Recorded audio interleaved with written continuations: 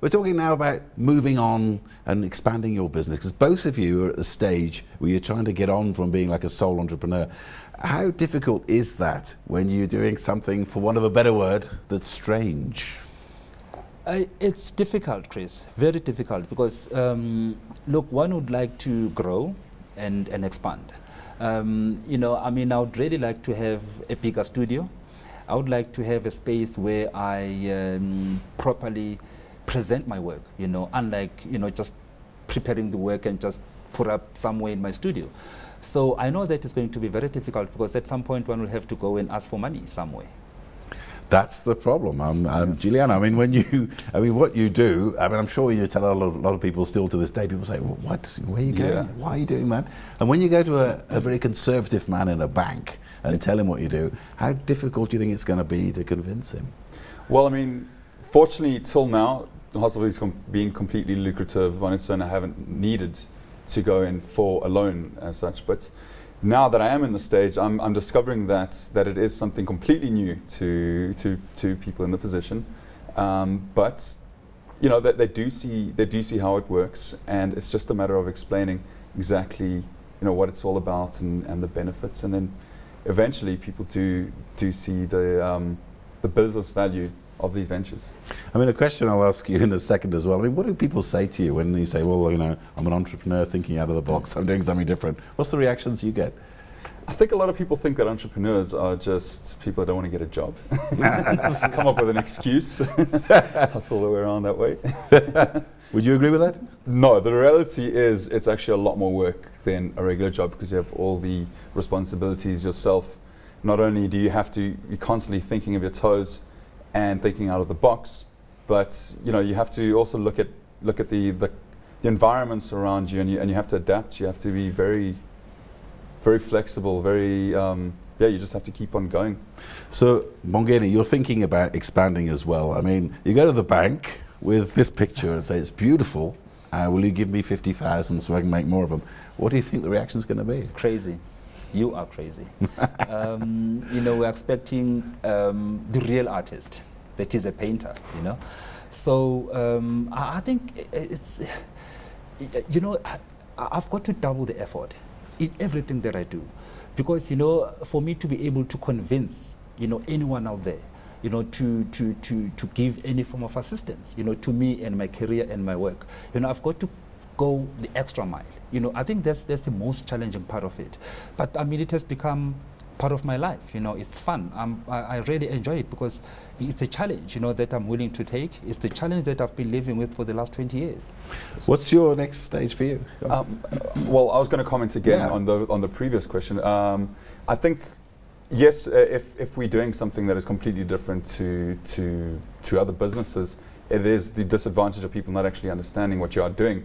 But at the same time, because it's so unique, there's also unique advantages that you don't normally get in other businesses, which you know, people do see the benefits in that. And so, what is the next stage for you? I mean, how do you want to expand from being just a sole proprietor and operator?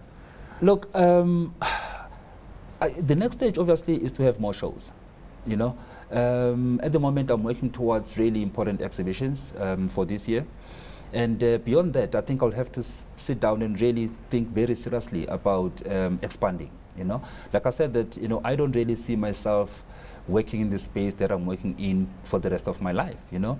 But it needs careful thinking, careful planning, and also, you know, considering the fact that where is the financial backing, you know, going to come from.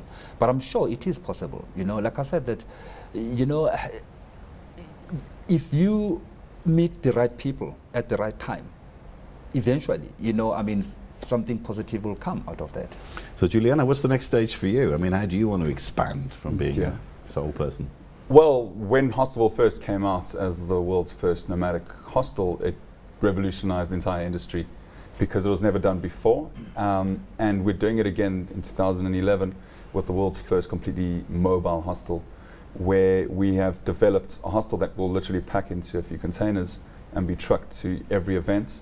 So it's the exact same package, the exact same accommodation that they stayed in at the one festival. It would just be set up at the next, which is quite big, because there's a lot of room for expansion with this. because I wouldn't be restrained to only a handful of festivals a year. We could squeeze in a lot more festivals and even go into other industries, other forms of festivals like sporting events and the music festivals as well. Briefly as well, how would you finance that? Okay, well the financing, fortunately because Hostival's been so lucrative over the years, most of the financing is coming from Hostival itself, because we don't have overheads like a lot of businesses would in this industry, because we're only at the peak period at these events. But yes, we are looking for investors at the moment, first time. Yeah, it's just a matter of the right investor coming along, being able to contribute a different element to our business as well. Yes, I want to just quickly add something, Chris. With regards to where to and what kind of support does one need. I think as artists we also need to be taken serious. By that I mean that our government also needs to look at supporting the arts in this country, because from the countries that I've been to, I realize that somehow artists get a lot of support, but not in our country, unfortunately.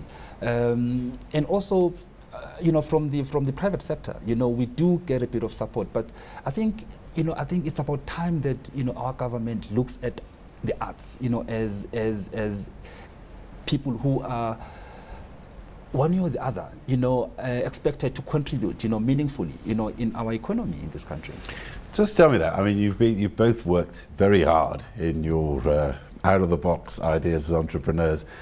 Tell me something though. There must have been the good times as well, and some of the funny moments. What was it like in the hostel business?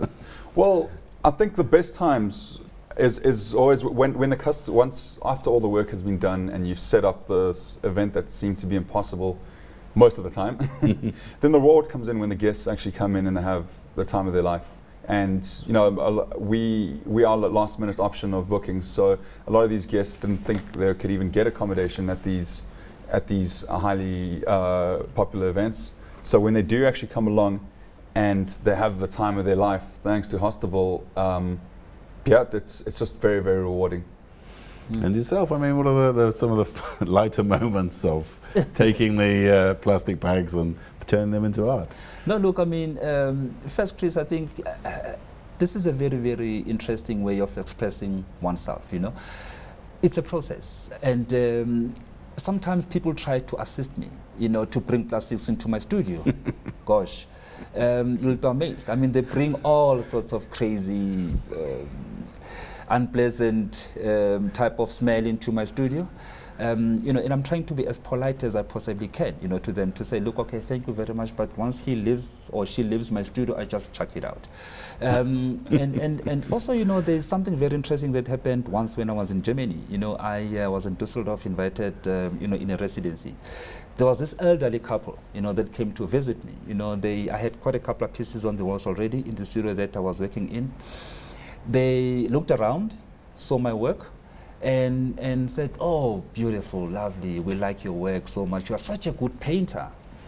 And at the back of my head I said, good painter, and they said, but tell us, what do you do with these plastics? Because I had lots of plastics on the floor. I said, no, all what you are looking at is predominantly from what you see on the floor. They just couldn't believe it, So for me, it was very interesting to realize that, someone can come as close as they were to my work without realizing that it's plastics, So it was fun. Giuliano, ever a time when you thought, well, enough, no more festivals for me? Yeah, there has been quite a few moments. But you know what, it's just the thought of knowing that I will be meeting so many more people that will be so inspired. It just makes me keep on going, because I know that I am, performing a good function for my guests. Not only are they being entertained, but a lot of these the younger travelers are either doing this in their gap year or just after they finish studying, and it's another opportunity for them to see that they can actually do something that they enjoy, something that they're passionate about, and it's inspiring to them, because they're be coming out of a period where they're no longer used to just letting go and letting free, and then they come along to these festivals and get inspired to go off and do what it is that they really want to do with their lives. And finally, both of you, I mean, a lot of entrepreneurs out there watching, maybe it's the strange idea too, that they can make money out of. What would you both say to them? Mbongeni. I think the most important thing, Chris, is passion. You know, in everything that you do in life, I think you need to be as passionate as you possibly can, and be true to yourself. Never try to imitate anybody. Work hard. Keep your eyes on the ball, and I think nothing is impossible. Giuliano? I definitely agree with passion, but I also think that, you know, if you come up with an idea that you feel deep down inside will work, just stick to it. Just go all the way, because if you can make it, you know, if you give it your all, you will be able to make it work. Was there any time when you thought of packing it in at all, briefly? No. No. 5 times a year. 5 times a year. Gentlemen, thank you very much for sharing your out-of-the-box, strange ideas of being entrepreneurs.